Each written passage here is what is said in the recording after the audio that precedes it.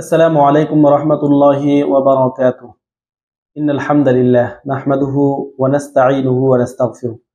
সুপ্রিয় দর্শক ও শ্রোতা মণ্ডলী, আমরা এই পর্যায়ে আলোচনা করব রমজানের শেষ দশকের বিশেষ একটি আমলের ফর্মুলা নিয়ে।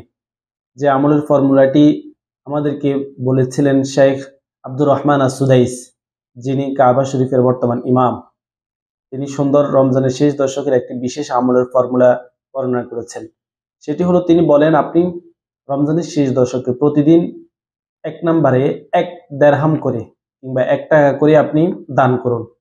তাহলে যদি ওই দিনটা বা ওই রাতটা যদি লাইলাতুল কদর হয়ে যায়, তাহলে আপনি লাইলাতুল কদরের যে সওয়াব, অর্থাৎ 1000 মাসের চেয়ে উত্তম। 1000 মাসকে যদি আপনি এই বছরের হিসাবে আমরা গণনা করি, তাহলে এটি 83 বছর 4 মাস হয়। তাহলে আপনি 83 বছর 4 মাস 1 টাকা দান করার যে সওয়াব, এটা পাইতেই থাকবেন লাগাতার। 83 বছর 4 মাস পর্যন্ত আপনি দান করার সওয়াব পেলেন। 2 নাম্বার, রমজানের শেষ দশকে প্রতিদিন 2 রাকাত করে নফল সালাত আদায় করুন।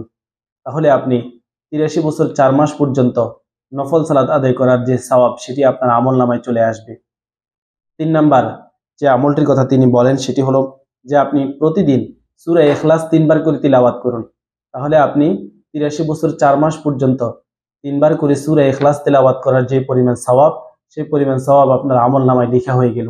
মাশাআল্লাহ, কি সুন্দর একটি আমলের ফর্মুলা বাতাইছেন তিনি, বর্ণনা করেছেন। আমরাও এটি করব এবং অন্যদের মাঝে এই আমলটি আমরা শেয়ার করার চেষ্টা করব।